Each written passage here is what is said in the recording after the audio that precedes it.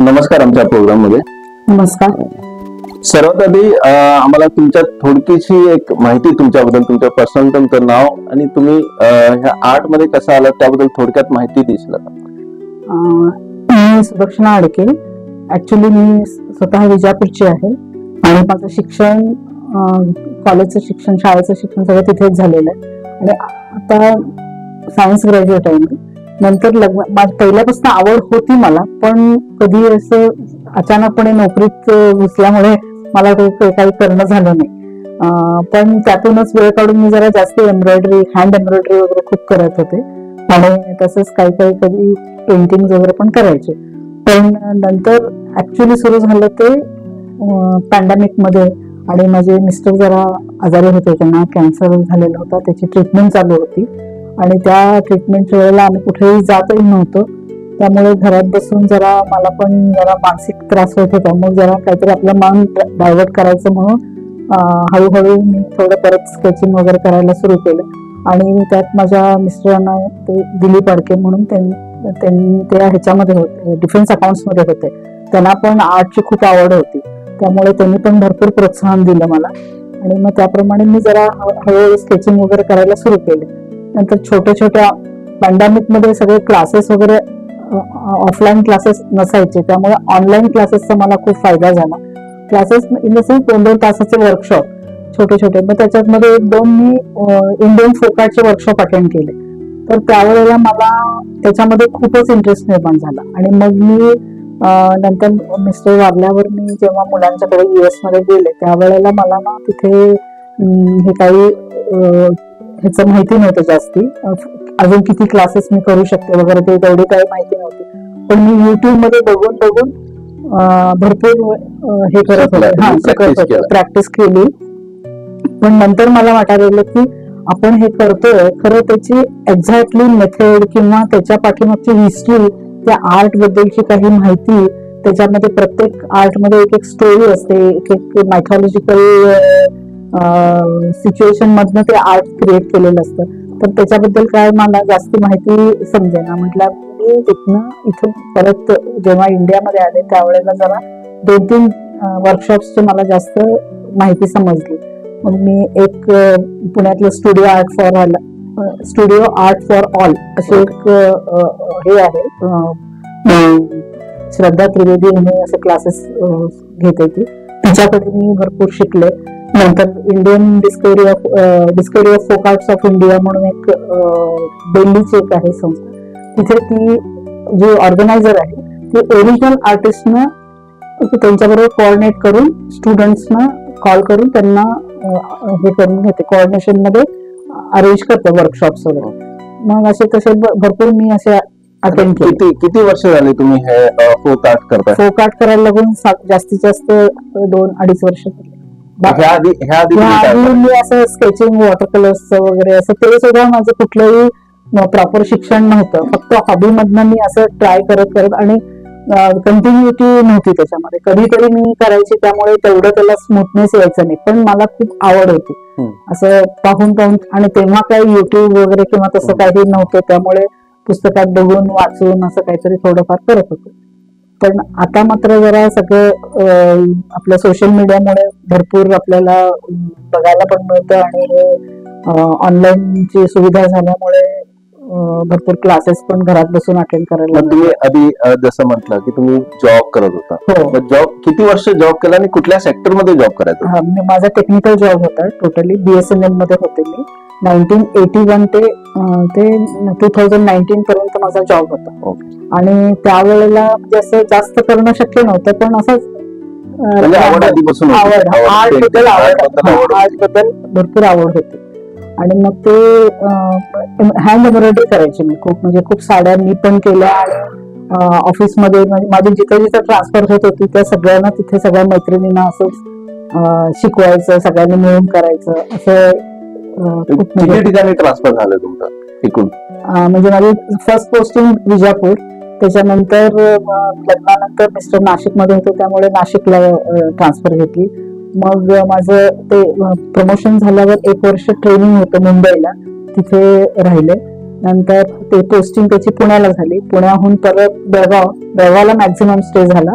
मग आमचं जेव्हा BSNL फॉर्मेशन झालं सेंट्रल गव्हर्नमेंट थ्रू, नंतर ते BSNL झालं, त्यावेळेला मग ते लॉंग स्टँडिंग लोकांना जरा बाहेर पाठवत होते. त्यामुळे बेळगावला तुम्ही स्थानिक बेळगावचे कसे झाला? बेळगाव मिस्टर माझे सदलग्याचे, अच्छा, हा सदलगा बेळगाव डिस्ट्रिक्ट. मग त्यांनी पुण्याहून असं रिक्वेस्ट दिली होती की इथं शेती वगैरे आहे आमची सदलग्यात, त्यामुळे ते पाहायला कोणी तिथे नसणार म्हणून मग माझे सासरे वारल्यावर तिथे कोणी नव्हतं राहत. आणखीन एक स्टोरी आम्ही ऐकली, तुम्ही एक जाण्यामाने शेफना तुम्ही तुमचे आर्ट प्रेझेंट केला. आता तुम्ही किती वर्ष झाले म्हटलं आर्ट करताय?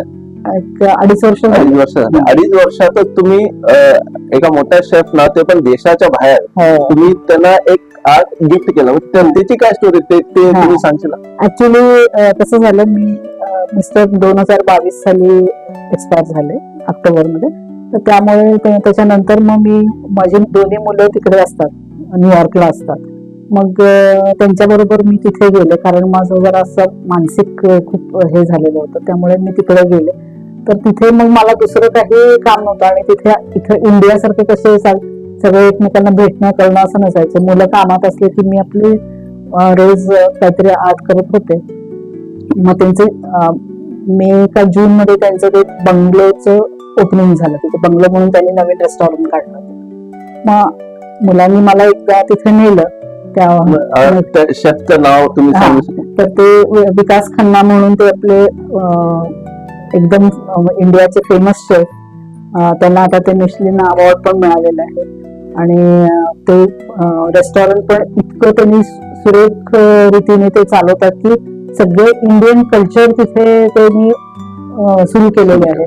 सगळे सण आणि पारंपरिक सण सगळे, आणि इंडियन क्युझिन सगळे, त्यामुळे त्यांना तिथे खूपच डिमांड आहे आणि खूप फेमस झाले. आता तुम्ही परत इंडियाला आल्यानंतर तुम्हाला इंडियामध्ये तुम्हाला कुठे कुठे आपले पेंटिंग्स, आपले जे आर्ट वर्क आहे ते प्रेझेंट करायला कुठे कुठे ऑपॉर्च्युनिटी भेटली? नाही, ऍक्च्युली मी तसं काही कुठे प्रयत्न केला नाही. फक्त असं ऍक्सिडेंटली एकदा मी हे गुलमोहर बागचं तिथे एक्झिबिशन असलेलं बघितलं, आणि मग पाहायला गेल्यावर तिथलं एकदम मला तिथलं प्रेझेंटेशन आणि तिथल्या लोकांचं हे खूप आवडलं. मग तेव्हा साधारण 2023 मध्ये मी जॉईन झाले गुलमोहर बाग. आतापर्यंत जेव्हापासून तुम्ही स्टार्ट केलाय तेव्हापासून आतापर्यंत तुम्ही किती आर्ट्स क्रिएट केला, किती आर्ट्स रेडी केला, असे काही काउंटिंग आहे? एक 100च्या वर तरी आहेत माझे. म्हणजे असं मी म्हणत की ते सगळे परफेक्ट आहेत, पण बेसिकली मी जेव्हा ट्राय करत होते तेव्हापासून मी सगळे जपून ठेवलेले एक 100 तरी आहेत. आणि बऱ्याच जणांना मी असे दिलेत पण गिफ्ट. आता ह्या आर्ट साठी तुम्ही फोक आर्ट रेडी करता, त्याच्यासाठी मटेरियल काय वापरलं? कुठल्या मटेरियल? कुठल्या? फोक आर्ट मध्ये ऍक्च्युली पेपरवर पण करू शकतो आणि कॅनव्हासवर पण करू शकतो. आणि आता पूर्वीच ते तोगोली बोंबलता म्हणून एक आंध्र प्रदेशचं एक आर्ट आहे, तर ते लेदरवर करतात. आपल्या इथे कसं चित्रकथी हे जे सिंधुदुर्ग कोकणातलं जे आर्ट आहे ते पण पपेट शो वगैरे करतात, तसं त्या टाईपचं आहे तिथे. ते पपेट्स वगैरे बनवायला लेदरवर करतात. मग आता कसं झालं की ह्याला सगळीकडे त्याचा यूज व्हावा आणि पब्लिसिटी खूप मिळावी म्हणून ह्या इंडियन फोक आर्टच इतर ठिकाणी सुद्धा वापरतात. भिंतीवर करतात, ह्याच्यावर फ्लोअरवर करायचे पूर्वी. म्हणजे सगळे राजस्थानचे फोक आर्ट्स वगैरे सगळे आपण इकडे कसं रांगोळी म्हणतो, तिथे त्याला एक मांडणा आर्ट म्हणून आहे. आणि बेंगालमध्ये कलकत्त्याचं जे अल्पोना आर्ट म्हणून आहे, ते सगळे फ्लोअरवर वगैरे पण करतात सगळीकडे. तर ते आर्ट जे आहे तर ते आता त्याचे तेवढं त्याप्रमाणे त्याचं प्रेझेंटेशन होत नाही, म्हणून कपड्यांवर पण करतात, कॅनव्हासवर करतात, नंतर मास्क वगैरे असतात, लॅम्पशेड्स असतात. बऱ्याच ठिकाणी त्याचा असा यूज ऍक्च्युली पूर्वीचं कसं ते नॅचरल आणि हर्बल कलर्स यूज करत होते. आता आपण डिफरंट मीडियम वापरतो, म्हणून acrylic, water colours, poster colours, नंतर ऑइल कलर्स. कुठले कलर? मी अॅक्रेलिक आणि वॉटर कलर्स जास्त केलं. नॅचरल कलर्सचं म्हणजे मी आणून ठेवले, काही ट्राय करते थोडे. आणि ते पूर्वी म्हणजे काही कलमकारी वगैरे असे जे आर्ट आहेत त्याला ते पेन कलमकारी म्हणतात. त्याला बांबू निबणे करतात किंवा फक्त आपले ह्याचे निब्स, आपले पूर्वी कसं ताट आणि दौत असायचं तसे त्याप्रमाणे त्या ह्याच्याने सुद्धा करतात. आणि ह्या प्रयोगाला तुमच्या लोकांचा प्रतिसाद कसा भेटला? ऍक्च्युली तशी मला काय अजून कुठे मी जास्त एक्सपोजर केलेलं नाहीये, वाईड पब्लिसिटी नाहीये. आता इथे गुलमोहर मध्ये आल्यापासून हे माझं तिसरं एक्झिबिशन पार्टिसिपेट केलेलं आहे. आणि तिथे कसं खूप जण आर्टिस्ट असल्यामुळे प्रत्येकाचे एक एक पेंटिंग असतात. ह्याच केपेला ती थीम अशी होती की 4 स्क्वेअर 12x12 चे 4 पेंटिंग्स ठेवायचे. पण हे गुलमोहरच्या व्यतिरिक्त तुमचे अजून पर्सनल लोक आहेत, म्हणजे तुमचे काही फ्रेंड्स असतील, फॅमिलीज असतील, मग त्यांना तरी तुमच्या आर्ट बद्दल सगळ्यांना माहिती आहे. सगळेजण खूप अप्रिशिएट करतात. मला फॅमिली मधनं खूप सपोर्ट आहे. आणि मेन म्हणजे मला आधी मिस्टरांनी खूप तेव्हा हेल्पही केली, कारण त्यांना पण थोडंसं आर्ट बद्दल, स्केचिंग बद्दल वगैरे माहिती असायचं.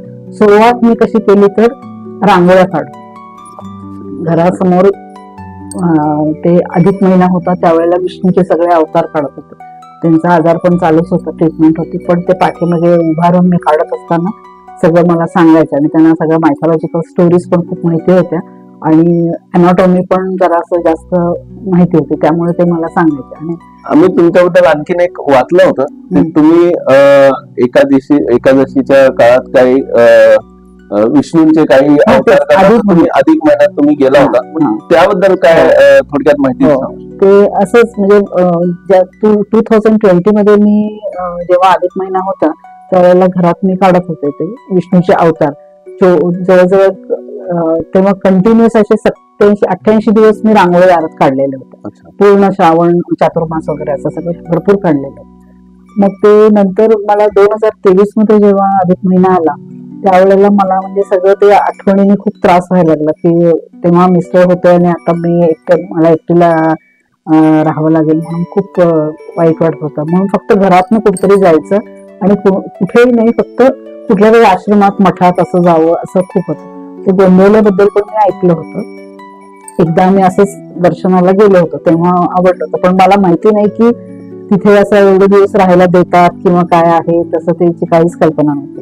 जेवढे दिवस मिळेल तेवढे दिवस म्हणून असंच एका ह्याच्यातनं आम्ही प्रयत्न करून माझ्या मावस भावाच्या ओळखीने तिथे गेले मी एकटीच 4 दिवस तरी का होईना, तेवढीच मला मग संधी मिळाली राहायची. मग असंच कुणाला तरी विचारून एक दिवस रांगोळी काढली, विष्णूचा अवतार काढला. अधिक महिना सुरू झालेलाच होता, दुसऱ्या दिवशी पण काढला. मग तिथे सगळ्यांना, ते ट्रस्टी लोकांना वगैरे सगळ्यांना, इतर लोकांना खूप आवडलं आणि खूप गर्दी असते तिथे नेहमी, खूप भक्त येतात तिथे. सगळी छान सोय असते राहायची आणि प्रसाद वगैरे पण, आणि वातावरण पूर्ण धार्मिक स्पिरिच्युअल असते, त्यामुळे मला पण बरं वाटतं. मग त्यांनी सांगितलं की तुम्ही किती पण दिवस राहू शकता आणि तुम्ही सेवा करा. मग त्यांनी मला हॉलमध्येच एक जागा करून दिली आणि मग ते जवळजवळ 1.5-2 महिने तसेच ठेवलेल्या होत्या रांगोळ्या. त्यांनी सांगितलं की पुढे प्रत्येक जे काय आमच्या इथे हे असतात, कार्यक्रम असतात, उत्सव असतात, त्यावेळेला तुम्ही सेवा करा. पेंटिंग किंवा आर्ट हा मेंटल हेल्थ वर कसा इफेक्ट करतो? खूपच, म्हणजे इट इज ऍक्च्युली मेडिटेशन. आणि मला तरी इतका त्याचा अनुभव आलाय, जोपर्यंत मी हे काही करत नव्हते तोपर्यंत मला असं मानसिक ह्याच्यातनं धक्क्यातनं सावरणं फार कठीण झालं. एकतर मला स्पिरिच्युअल वातावरण गोंदिवल्यात मिळालं तिथे आणि रांगोळीची सेवा मिळाली, तिथे खूप वाईड पब्लिसिटी मिळाली. जवळजवळ 1-1.5 लाख लोक तिथे उत्सवात वगैरे अधिक महिन्यात किंवा दर पौर्णिमेला येतात. त्यांच्याकडनं खूप प्रोत्साहन मिळालं, महाराजांचा आशीर्वाद मिळाला खूप. आणि त्याच्यानंतर मला जे हे इथं आल्यावर जेव्हा मी परत बेळगावला घरी येऊन परत सुरू करायला लागले, मला आणि जास्त स्टॅमिना पण येत गेलं. आणि डोक्यात त्यांचे विचार, मी हे जे करत असताना काहीतरी टीव्हीवर सुद्धा प्रवचन किंवा भगवद्गीता, विष्णू सहस्त्रनाम ऐकत करते, त्यामुळे जास्त मला त्याच्यात खोलात शिरून कम्प्लीट पॉझिटिव्हिटी, खूप पॉझिटिव्हिटी. आर्टला इंडियामध्ये कशा पद्धतीने सेलिब्रेट केलं पाहिजे, म्हणजे ह्याला अजून ज्या पद्धतीनं अजून पब्लिक पर्यंत पोहोचलं पाहिजे त्या पद्धतीनं तेवढ्या रीत्या पोहोचलेलं नाहीये. मग ह्यावर तुमचा काय विचार आहे की अजून ह्याला कितीपर्यंत वास्ट यंग जनरेशनला आर्ट बद्दल कसं आपण हे करू शकतो? ऍक्च्युअली म्हणजे असं आर्ट प्रत्येकाला प्रत्येक जण बॉर्न आर्टिस्टच असतं, या किंवा दुसऱ्या फील्डमध्ये त्याचं काहीतरी एक प्रेझेंटेशन असतं. फक्त त्याला एकच ट्रिगर लागतो की आपलं एकदा करू शकतो म्हणून, एकदा कॉन्फिडन्स आला की काही करू शकतो. तर ह्याच्यात सो मेनी टाइप्स आहेत. स्केचिंग आहे, अर्बन स्केचिंग आहे, नंतर पोर्ट्रेट्स आहेत. मग मी असं सगळे ट्राय केले आधी, सगळे मीडियम पण ट्राय केले, सगळ्या टाईपचे आर्ट पण ट्राय केले. पण मला इंडियन फोक आर्ट मध्ये, कारण त्याच्यामध्ये आपल्याला मायथॉलॉजिकल आणि स्पिरिच्युअल स्टोरीज माहिती होतात. त्याच्यात इंडियन मायथॉलॉजी इतकी व्हास्ट आहे की प्रत्येक स्टेटचं एक एक वेगळं वेगळं, आणि काही काही नेचर, बर्ड्स, ॲनिमल्स ह्याच्याबद्दल मध्य प्रदेशचं जे काही गोंड आर्ट आहे त्याच्यामध्ये त्यांनी तेच आर्ट डिफरंट टाईप मध्ये प्रेझेंट केलं, म्हणजे नेचर डिफरंट टाईप मध्ये प्रेझेंट केलं असं. त्यामुळे आता मुलांना हे शाळेमध्येच शिकवणं गरजेचं आहे. आणि प्रत्येकाला असं जरा प्रत्येक डिस्ट्रिक्ट मध्ये एक अशी आर्ट गॅलरी असायला पाहिजे की सगळ्यांनी तिथे येऊन सोयीस्कर ते बघून जाण्याला. यंग जनरेशनला तुमचा काय मेसेज असणार आहे? आर्ट्स किंवा पेंटिंग, वेगवेगळे पेंटिंग्स आहेत, वेगवेगळे पद्धती आहेत आर्ट्स करायचे, मग त्याला घेऊन यंग जनरेशनला तुमचा काय मेसेज? ऍक्च्युली तेच ना, मुलांना कसं आता कशामध्ये आवड असते आपण आधी ओळखू शकत नाही. अभ्यासाचं एक एकदा त्यांना खूप टेन्शन येतं आणि तिथे सगळीकडे कॉम्पिटिशन असल्यामुळे माइंड डायव्हर्ट करायला, मेडिटेशन करायला, हे जे आर्ट मध्ये जर त्यांनी आठवड्यात 4 तास जरी घालवले तरी त्यांच्या स्टडी लाईफ मध्ये पण खूप मोठा फरक पडतो. हे त्यामुळे जरा त्यांनी थोडंफार तरी ह्याच्याकडे पॉझिटिव्हली बघायला पाहिजे आणि आपण पण त्याच्यात काहीतरी इन्व्हॉल्वमेंट दाखवायला पाहिजे. धन्यवाद मॅडम. आणखीन एक प्रश्न मला विचारायचा होता, पुढे येणाऱ्या काळात तुमचे काही अजून प्रकल्प किंवा असे काही तुमचे विचार आहेत का ह्याला अजून पुढे नेण्याचा? मग ह्यावर काय तुम्ही विचार केला? ऍक्च्युली असं माझं पर्सनली म्हटलं तर अजून मला खूपच फोक आर्ट मधले, कारण इंडियामध्ये जवळजवळ काही नाही म्हटलं तरी मोर दॅन 100 फोक आर्ट्स आहेत, other than international folk art. Internationally सुद्धा आफ्रिका, ऑस्ट्रेलिया वगैरे तिथे सुद्धा भरपूर काही काही फोक आर्ट्स त्यांनी डेव्हलप केलेले आहेत, ते पण चांगले आहेत. पण आपल्या इंडियातलेच इतके व्हास्ट आहेत ना की अजूनही, म्हणजे मी अजून 1-2 जन्म घेतले तरी ते पुरणार नाही. आणि मला काय प्रत्येक ह्याच्यातनं डीप जाऊन स्टडी करून मग शिकायचं, असं नुसतंच बघून त्याच्याबद्दल असं नको की त्याच्यातलं सगळं आपल्याला माहिती यायला पाहिजे, त्याची बॅकग्राऊंड पण त्याला आपली समजायला पाहिजे असं. म्हणून जर तुम्हाला एखादा असा चान्स भेटला की मुलांसाठी, तर बेळगावमध्ये काही गव्हर्नमेंट स्कूल्स आहेत, काही छोटे मोठे बालवाडी आहेत, असे आहेत, मग ह्या स्कूल्स मध्ये जाऊन आर्ट बद्दल इन्फॉर्म करणं किंवा त्यांना त्याच्याबद्दल अवगत करणं, त्यांना दाखवणं की आर्ट कसं असते, काही काही वेगवेगळे असतं, मग अशी काही ऑपॉर्च्युनिटी जर तुम्हाला भेटली तर तुम्हाला आवडेल ते लोकांना? आवडेल, हो, मुलांना सांगायला मला खूप आवडेल. पण मला काय की असं अशी आपली टीम तयार व्हायला पाहिजे की त्याप्रमाणे आपण सगळीकडे त्याचा अवेअरनेस करू शकू. आणि प्रत्येक ठिकाणी एक अशी टीम असेल तर जास्त मुलं किंवा आपले इथले लोक ट्रेंड होतील किंवा त्याच्याबद्दल त्यांना जरासं माहिती होईल असं. आर्ट सोबत तुम्ही घर कसं मॅनेज करता? आता तर खरं सांगायचं म्हणजे घर मॅनेज करणं काय मला, कारण मी एकटीच असते, मुलं तिकडे असतात, 6 महिने तिकडे जाते आणि मग हे माझं दिवसभर ह्याच्यामध्येच जातं. त्यामुळे काय जास्त मी आता त्याच्या ह्याच्यात घराच्या ह्याच्यातनं अलिप्त झालीये. फक्त मला गार्डन जिथे जिथे आर्ट आहे तिथे तिथे मला ते सगळं आवडतं. गार्डन मेंटेन करायला आवडतं, सगळे ह्याचे ब्रास आणि ह्याचे आर्टिफॅक्ट सगळे डिस्प्ले करायला आवडतात. आणि किचन म्हणजे टोटली घर एकदम छान डेकोरेट. जेवण तुम्हाला काय काय बनवायला आवडतं? म्हणजे आवडता पदार्थ काय किंवा आणि तुम्हाला आवडतं काय जेवण? काय कशा पद्धतीचं म्हणजे टेस्ट तुम्हाला आवडतं? टेस्ट म्हणजे असं जरासं तिखट जास्त आवडतं, गोडाचं. तुम्ही तुमचा पदार्थ कुठला जे तुम्ही आवडीनं बनवता आणि सगळे आवडीनं खातात? नाही म्हणजे असं सगळं तसं, म्हणजे आधी मी जेव्हा आर्ट करत होते त्यावेळेला किचनचं मला खूप आवडायचं सगळं करायला आणि तसे भरपूर पदार्थ मी म्हणजे असं उत्तम रीतीने बनवते असं म्हणतात लोक, पण ट्रॅडिशनल मला असं ते नवीन जे आहे ते जास्त आवडतही नाहीत आणि बनवायला येतही नाही.